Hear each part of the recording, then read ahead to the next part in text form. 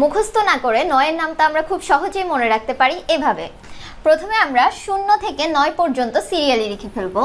ফার্স্টে 0, 1, 2, 3, 4, 5, 6, 7, 8 এবং 9।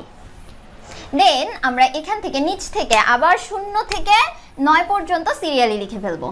ওকে, সো 0, 1, 2, 3, 4, 5, 6, 7, 8 এবং 9। এবং এখানে একটা মজার ব্যাপার তোমরা লক্ষ্য করো, এখানে প্রত্যেকটা অঙ্ক যদি তুমি যোগ করো, 0, 9 যোগ করলে 9, 1, 8 যোগ করলে 9, 7, 2 যোগ করলে 9, 3, 6 যোগ করলে 9, অর্থাৎ এখানে প্রত্যেকটা অঙ্ক দুটো তুমি যোগ করলেই 9 পেয়ে যাবা।